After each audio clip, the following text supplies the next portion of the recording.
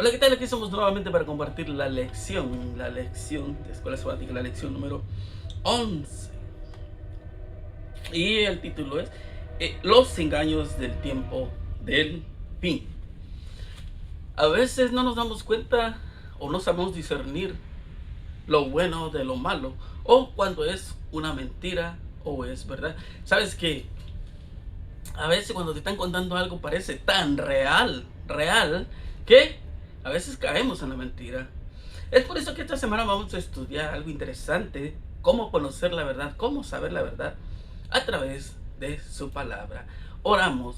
Padre nuestro que está en los cielos, santo y glorificado es su nombre. Señor, le damos gracias por la vida, por la salud, porque nos ha cuidado hasta este momento. Señor, le agradecemos por todo lo que usted hace, Señor. Que al estudiar la lección, Señor, usted nos pueda dar sabiduría y que podamos discernir entre lo bueno y lo malo. Y que usted nos ayude a corregir los aspectos en los cuales nos hemos equivocado. Por favor, le pedimos que se quede con nosotros en el nombre de Jesús. Amén. Nuestro versículo para memorizar esta semana se encuentra en 2 Corintios, capítulo 11, versículo 14 y 15. No os maravilla, porque el mismo Satanás se disfraza como ángel de luz. Así que no es extraño si también sus ministros se disfrazan como ministros de justicia, cuyo fin será conforme a sus obras. ¿Sabe que nuestro mundo hoy gira alrededor de lo sobrenatural y lo místico con ayuda de las películas de Hollywood? Usted puede mirar con temas religiosos, místicos, en una mezcolanza de error y engaño. La vieja mentira, ciertamente no morirás, de Génesis 3:4, sigue aún dando vueltas y ha inspirado para escribir libros, videojuegos, películas. ¿Y todo para qué? Para seguir engañando. Uno de los fenómenos más engañosos ha sido lo que se denomina experiencias cercanas a la muerte, en lo que murieron, volvieron a la vida con historias de una vida más allá. Muchos consideran que estos eventos son pruebas de un alma inmortal. Triste, ¿no? Apocalipsis 12:12 dice: por lo cual alegraos cielos y los que moran en ellos. Pero ¡ay de los moradores de la tierra y del mar! Porque el diablo ha descendido a vosotros con gran ira, sabiendo que tiene poco tiempo. Y en Apocalipsis 3:10, escucha: por cuanto ha guardado la palabra de mi paciencia, yo también te guardaré de la hora de la prueba que ha de venir sobre el mundo entero para probar a los que moran sobre la tierra. ¿Hay engaños? Sí. ¿Hay mentiras? Sí. ¿Hay dolor, tristeza? Sí. Yo no sé por qué estás pasando, cuál es tu problema, cuál es tu dificultad, pero bueno es Dios, que te cuidará, te protegerá. Y si tú pides sabiduría, Él te dará. Ah, las fuertes oleadas del misticismo han inundado nuestro mundo. La palabra misticismo es un término complejo que encierra una gran variedad de ideas. Desde una perspectiva religiosa, la palabra implica la unión de la persona con lo divino o absoluto en algún tipo de experiencia espiritual o trance. Esto caracteriza la experiencia de adoración en cierta iglesia. Inclusive los fenómenos pueden variar en forma e intensidad por la tendencia siempre es reemplazar la autoridad de la palabra escrita de Dios por las experiencias subjetivas individuales. Pero vamos a ver qué dice la Biblia cuando nosotros analizamos ahí en Mateo 7, capítulo 7, versículo 21 al 27. Tú puedes leerlo. No todo, no todo el que me dice Señor, Señor, que entrará al reino de los cielos. Es fácil, ¿no? Cuando nosotros decimos, Señor, yo te amo, Señor, Señor, Señor.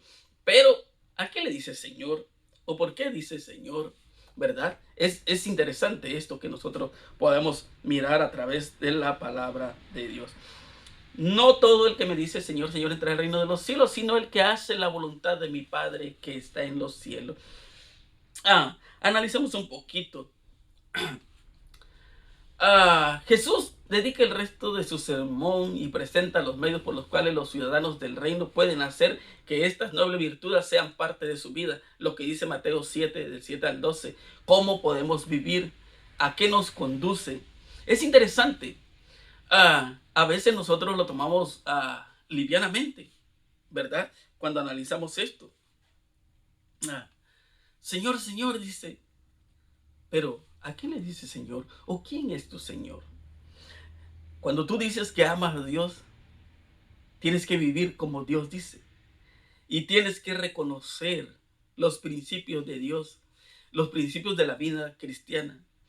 No podemos hacer nuestra propia voluntad, sino lo que Dios quiere. A veces nosotros queremos hacer todo a nuestra manera y ahí es donde nos encontramos en problemas. Podemos mirar un poquito ahí en versículo 22. Muchos me dirán en aquel día, Señor, escucha bien, Señor, ¿no profetizamos en tu nombre y en tu nombre echamos fuera demonios y en tu nombre hicimos muchos milagros? ¿Sabes qué es interesante cuando nosotros leemos Mateo 26, 64? Jesús le dijo, tú lo has dicho. Y además os digo que desde ahora veréis al Hijo del Hombre sentado a la diestra del poder de Dios y viniendo en las nubes de los cielos. Los sacerdotes sabían que Jesús iba a volver. Conocían a Dios en apariencia. Y ellos decían, Él es mi Dios. Cuando nosotros leemos San Juan capítulo 8, versículo 39 a 40, 41, 42, hasta el 44. Ellos decían que amaban a Dios, pero estaban condenando a un hombre. Lo estaban llevando a la muerte. Y es por eso que Jesús le hizo una promesa que ellos van a mirar. Esto que dirán Señor, Señor a Cristo en el día del gran juicio final, lo harán como profesos cristianos. Mientras vivan, han pretendido ser sus seguidores, pero no han sido pesados, y hallados falto. ¿Cómo te encuentras hoy en día? Se acerca el día del juicio y tú y yo necesitamos estar preparados. Ahora, ¿sabes qué? Estas personas dicen, Señor, si nosotros profetizamos en tu nombre, sacamos fuera demonios. Ahora, yo estoy listo para ir al cielo, ¿verdad? Sabes que cuando Jesús manda a los 12 primero y luego manda a los 70, lo podemos encontrar en Marcos 1:23. Vamos a leerlo. Pero bien, en la sinagoga un hombre con espíritu inmundo y dio voces. Cuando Jesús se encuentra primero, vamos a analizar, primero cuando se encuentra con este hombre, para toda la multitud que estaba ahí, era como algo extraño, que Jesús le dijo al demonio, aléjate de él, suéltalo, ¿verdad? Pero, ¿cómo es que él tenía la autoridad? ¿Cómo es? Ahora sí vamos a mirar lo que dice Lucas 10:17. Volvieron los 70 con gozo diciendo, Señor, aún los demonios se nos sujetan en tu nombre. Tú sabes que Jesús no mandó a los 70 a que echaran fuera demonios. Los mandó a predicar el evangelio, a predicar de la verdad, para que le dijeran al mundo que el reino se había acercado. Jesús estaba en la tierra y Jesús quería que todo el mundo conociera de la verdad. Ese era el objetivo, que predicaran de ese maravilloso Jesús, no sacar demonios. Pero, cuando ellos estaban consagrados a Dios y querían hacer la voluntad de Dios, eso era algo extraordinario, que ellos pudieran hacer todos esos milagros. Pero cuando regresan los 10, dice, ellos venían alegres, felices, porque decían, Señor, hasta los demonios nos tenían miedo. Y Él les dice, no os maravilles de eso. Preocúpate. Que tu preocupación más grande sea que tu nombre esté escrito en el libro de la vida. Eso es todo. Que tu nombre esté escrito en el libro de la vida. No te preocupes por los demonios o por hacer milagros. Quizás estos milagros que ellos hacían realizaban una evidencia que pretendía demostrar que la presencia de Dios los acompañaba y que su enseñanza tenía la aprobación divina. Es lo que podía mostrar. Ahora, cuando tú predicas el evangelio, lo primero que tienes que hacer es saber que si Dios te está dirigiendo a ti, si Dios es el que dirige tus pasos, ¿cómo está tu corazón? ¿Cómo está tu mente? Porque si tú estás mal, lo que predicas está mal, ¿verdad? También podemos mirar lo que dice, y entonces les declararé, nunca os conocí, apartados de mí, hacedores de maldad. Como estas personas que decían que conocían a Dios, que amaban a Dios, Jesús le dice, nunca os conocí. Sabes que hoy en día, que por haberse, lo que dice Mateo 24:12, que por haberse multiplicado la maldad, el amor de muchos se enfriará. Y hay muchas personas que hoy en día no saben discernir cuál es la iglesia verdadera, cuál es el evangelio verdadero, por todo lo que acontece. Pero la recomendación que Jesús nos hace a cada uno de nosotros es que escudriñemos nuestra Biblia, que nos acerquemos a la verdad, que así como Dios y el Espíritu Santo pudieron inspirar a los escritores de la Biblia, nos puede inspirar a nosotros para que nosotros conozcamos la verdad. Hoy en día, los que rechazan la verdad de la Biblia lo hacen con el pretexto de amar a Jesús. Los que aman a Jesús manifestarán su amor siendo hijos obedientes. Serán hacedores de la palabra y no meros oidores. No andarán diciendo continuamente, todo lo que tenemos que hacer es creer en Jesús. Esto es verdad, cuando se le entiende en pleno sentido, pero ellos no comprenden, no aceptan ese pleno sentido. Creer en Jesús no significa aceptarlo como redentor, como modelo. Todos los que aman a Jesús deben seguir su ejemplo, deben relacionarse con Jesús tan íntimamente como el pámpano con la vid viviente. Eso es todo. Tú dices, a veces tú puedes escuchar, yo voy a una iglesia y yo con que vaya a la iglesia es suficiente. No basta con ir a la iglesia. Tú puedes estar en la iglesia y puedes estar perdido. Ese es el problema. También algunos de los argumentos modernos más populares para demostrar la teoría de la inmortalidad natural del alma son las experiencias cercanas a la muerte. ¿Sabes? Dice, Raymond Moody escribió en su libro La vida después de la vida. Nuevas investigaciones sobre el fenómeno de la supervivencia tras la muerte física presentó los resultados de un estudio de 5 años en que más de 100 personas que experimentaron muerte clínica y vivieron. Tú has escuchado que cuando, lo ilustramos de esta manera, cuando tú te golpeas o tienes un accidente y dice, vi a Estrellita, o muchos dicen, vi a San Pedro, pero no estabas muerto, ¿verdad? O cuando tienes un sueño similar a eso. Pero, ¿sabes que cuando nosotros miramos, por ejemplo, en Primera de Reyes 17, 22 al 24, Segunda de Reyes 4, 34 al 37, hay 2 muertes ahí. Pero también mira lo que dice Marcos. Lo primero que hace Elías, lo que hace Eliseo, y en Marcos 5, 41, 43, tomando de la mano a la niña, le dijo, Talita cumi, que traducido es, niña, a ti te digo, levántate. Y luego la niña se levantó y andaba. Y en Lucas 7, 14, 13, y acercándose tocó el féretro del hijo de la viuda de Naín. ¿Te acuerdas? Y el último es de San Juan 11, 40 al 44, la muerte de Lázaro, que ya llevaba 4 días en la tumba y probablemente que ya estaba en descomposición. Ninguno de estas personas, no registra en la Biblia que ninguna de estas personas puedan decir o experimentaron algo en la muerte, que dijeron, no, pues yo vi allá a Miguel, a Pedro y a Juan. No dice ninguno de ellos. Porque el que muere, todo ha quedado al olvido. Todo.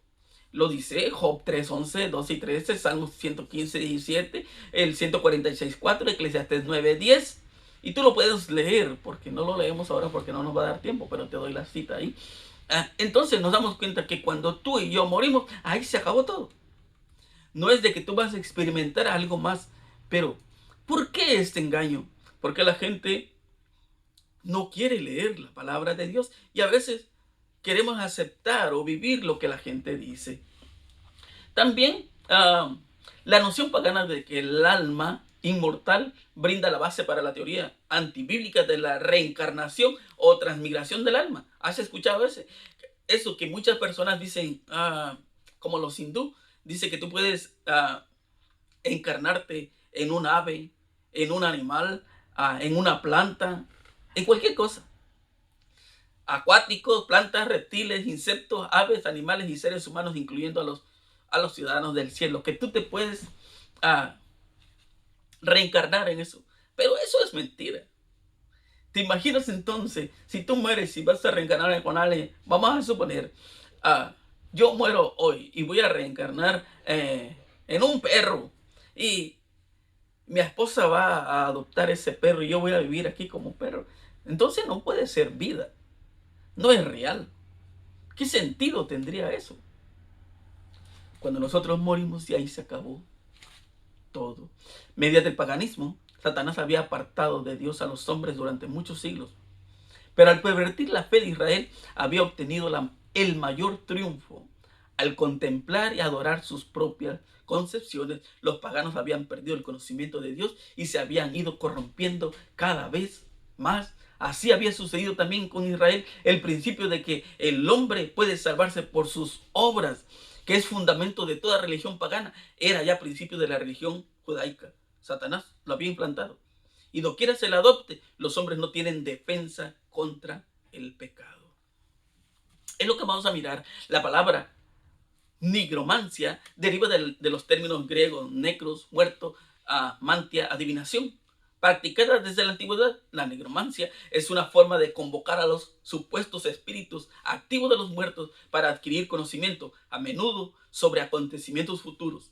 En tanto, el culto a los antepasados es la costumbre de vencer a los antepasados y venerarlos fallecidos, porque todavía se los considera familia y porque sus espíritus pueden influir sobre los asuntos de los vivos.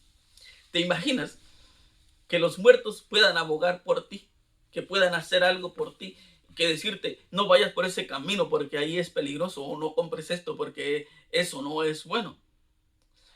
¿Sabes? Cuando Saúl toma el reino, manda a matar a todos los adivinos. Ahora que Dios se ha alejado de él, que Samuel le ha dicho, alguien va a tomar tu reino, él no haya que hacer. Y va y consulta a un adivino. Y ahora, al convocar a un adivino a Endor, Endor estaba cerca de los pueblos paganos, de los filisteos, al borde. A veces no nos damos cuenta nosotros, igual que Saúl. Estamos con Dios y poco a poco nos vamos alejando de Dios y vamos hacia el camino de los filisteos, a Endor. ¿Por qué Saúl hace eso? Porque no hubo una verdadera conversión en él. Él decía que amaba a Dios, que él era fiel a Dios, pero no le estaba obedeciendo. Y cuando tú y yo no obedecemos, pues Dios no le queda otra que nos deja nuestra suerte. No es porque Él quiera, sino es porque yo no quiero obedecer. Y es lo mismo que sucede ahora. Dios no te dice o no te obliga a que tú le ames, a que tú le obedezcas. Es una decisión que tú y yo tomamos. Saúl tomó una decisión equivocada y perdió el reino. Y sabes, lo curioso es de que esta mujer le dice, no te preocupes, viene Samuel. Y Samuel le dice, ¿qué quiere? Y él expresa sus problemas. Y ella le dice, mañana vas a estar conmigo tú y tus hijos. Qué gran mentira, ¿no? No podía estar al lado de eso. Había desobedecido a Dios. No era cierto. Pero así el enemigo nos hace creer que lo que él dice es cierto cuando él dice, no morirás. Los muertos nos pueden hablar. Cuidado con lo que hacemos. Cuidado con lo que llega a nuestra cabeza y pensamos. A veces necesitamos leer lo que la Biblia dice. En Isaías 8:19 dice, y si os dijeren, preguntad a los encantadores y a los adivinos que susurran hablando. Responded, ¿no consultará el pueblo a su Dios? ¿Consultará a los muertos por los vivos? A la ley y al testimonio. Si no dijeren conforme a esto, es porque no les ha amanecido. ¿Por qué no hablar con Dios?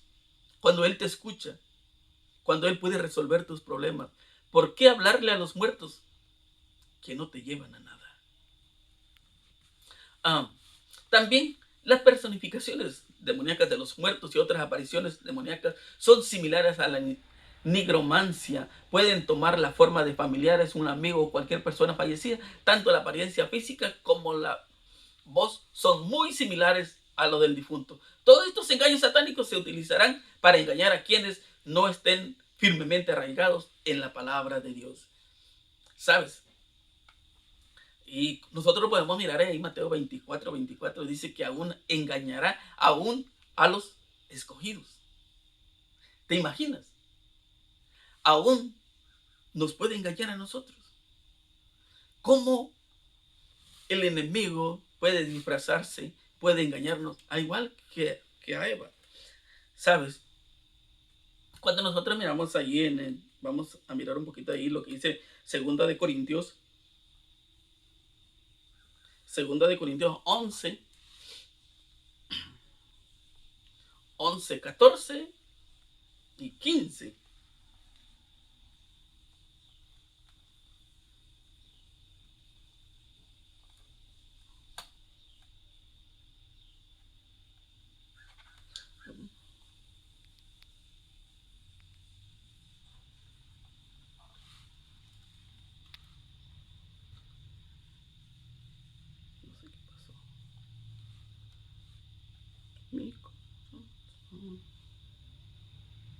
Segunda de Corintios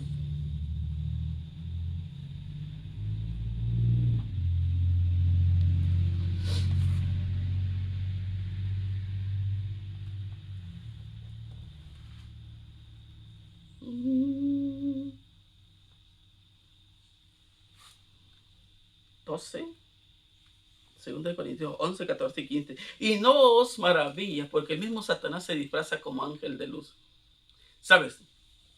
Cuando el enemigo fue a tentar a Jesús, después de haber ayunado 40 días y 40 noches, ¿cómo iba vestido? Iba como un ángel normal, como un ángel de luz, que venía en ayuda de él. Ahora, ¿sabes qué? Las palabras que él dijo, ahí estaba la clave de creer quién era. Lo que yo predico, lo que tú predicas, ahí está la clave de todo. A veces, a mí me puede gustar que me hablen bonito. A mí me puede gustar cosas que no están en la Biblia. Pero como a mí me gusta, yo las creo. Y ese es un problema. Cuando yo creo lo que a mí me gusta, no lo que Dios quiere. ¿Cómo Jesús pudo saber que él era el enemigo? Por sus palabras. Por lo que él hablaba. Por eso dice que por sus frutos lo conoceráis.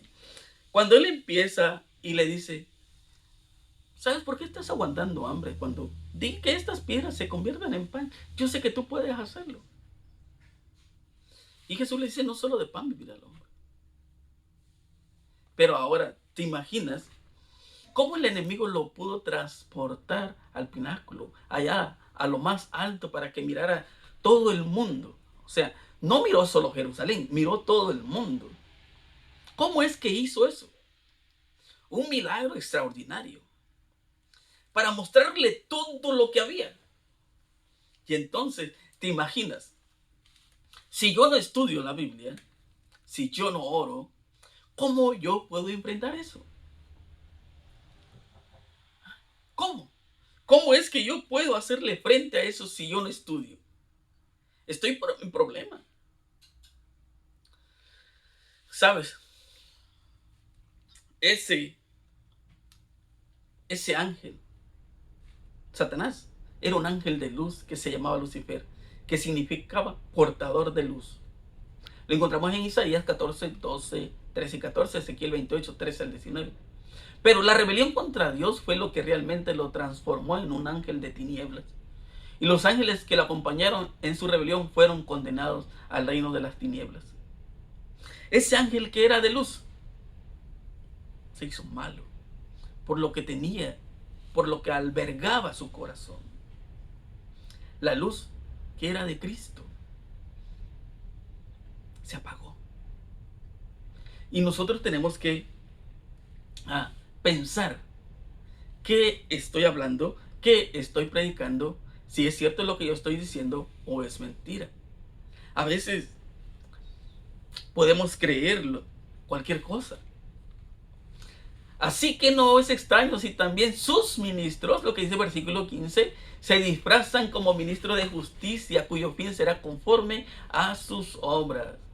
Entonces, el argumento va de mayor a menor. Satanás engaña así también a los que hacen su representante delante de Dios. No puede haber nada más horrendo que los que se presentan como ministros de Cristo sean instrumentos de Satanás. Con frecuencia solo pueden ser conocidos por sus frutos, lo que dice Mateo 7:16. Dice: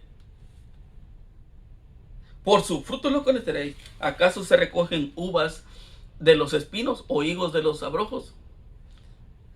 Por eso el versículo 15 dice: guardaos de los falsos profetas, porque vienen a vosotros como vestidos de ovejas, pero por dentro son lobos rapaces. A veces nosotros podemos creer que sí, pero no es lo que yo pienso, no es lo que yo creo. ¿Sabes? Si en el tiempo de Jeremías, Jeremías fue llamado para que el pueblo de Dios volviera de sus malos caminos, pero no quiso.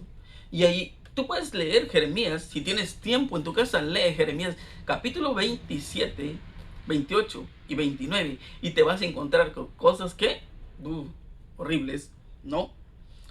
Por ejemplo, en el capítulo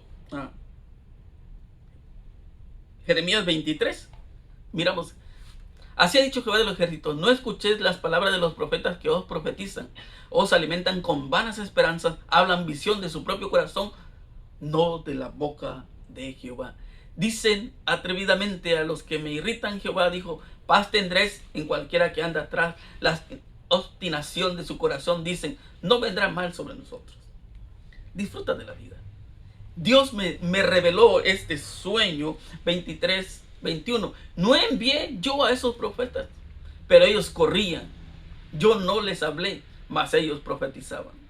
En el tiempo de Jeremías, encontrabas a Ananías, un profeta que decía: no, nosotros no vamos a Babilonia, pero si es que vamos a ir a Babilonia, lo puedes leer en el capítulo 28, dice: vamos a ir 2 años y el yugo será roto. Dios había dicho 70 años.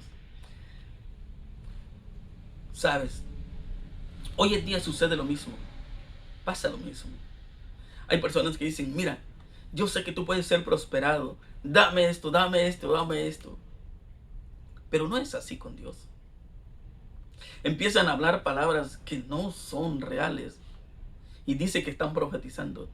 Pero si ese profetiza no lleva a un arrepentimiento, a una conversión, eso es mentira. Si está infringiendo un mandamiento, eso es mentira. Si no guarda la ley de Dios, no puede ser un profeta, porque Dios no le ha hablado. No soy yo el que dice, lo dice la Biblia. Y es por eso que te doy los textos para que tú puedas mirar ahí. Necesitamos tener cuidado, mucho cuidado. ¿Sabes? El enemigo sabe que el tiempo se acerca y que le queda poco tiempo. Y es por eso que él dice en Jeremías capítulo 23 versículo 30: por tanto aquí yo estoy contra los profetas, dice Jehová, que hurtan mis palabras, cada uno de sus más cercanos. Dice Jehová: he aquí yo estoy contra los profetas que endulzan sus lenguas y dicen, él ha dicho, cuando no es cierto. He aquí, dice Jehová, yo estoy contra los que profetizan sueños mentirosos y los cuentan y hacen errar a mi pueblo con sus mentiras y con sus lisonjas, y yo no los envié, ni les mandé, ni ningún provecho hicieron a este pueblo, dice Jehová.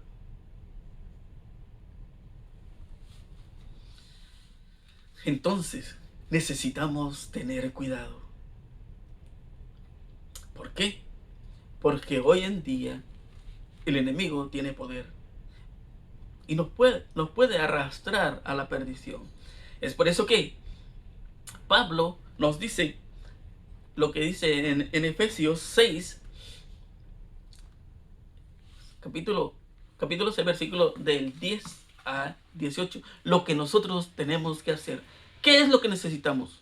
Orar, estudiar la Biblia, tener fe. Y entonces necesitamos estar aferrados. Porque Apocalipsis 3:10 dice que Él te conoce y Él te va a guardar de la tentación. Dios tiene poder para salvarte, pero solamente cuando tú vayas a Él. ¿Sabes? Hay muchos mentirosos, muchos engaños y necesitamos saber qué es verdad o qué es mentira. Es más fácil. A veces decimos algo que parece tan real, pero es mentira. Necesitas ir a la palabra de Dios, escudriñar las escrituras, porque a vosotros os parece que ahí tenés la vida eterna. La vida eterna está en escudriñar las escrituras. Pero yo no sé cuánto tiempo tú pasas leyendo tu Biblia. Yo no sé cuánto tiempo tú pasas orando. O yo no sé qué tan grande es tu fe. Mi hermano, mi amigo, te invito a que pases tiempo con Jesús, que estudies tu Biblia, que creas en Él. A veces es difícil por el trabajo, porque no hay tiempo, sí. Pero yo quiero decirte que hay tiempo cuando tú lo decides. Que Dios te bendiga. Oramos. Señor, gracias por esta lección. Ayúdenos a confiar en su promesa y en su palabra. Y ayúdenos a conocer la verdad y vivir en la verdad. Gracias por escucharnos. En el nombre de Jesús. Amén. Nos vemos la próxima semana si Dios así nos lo permite. Bendiciones.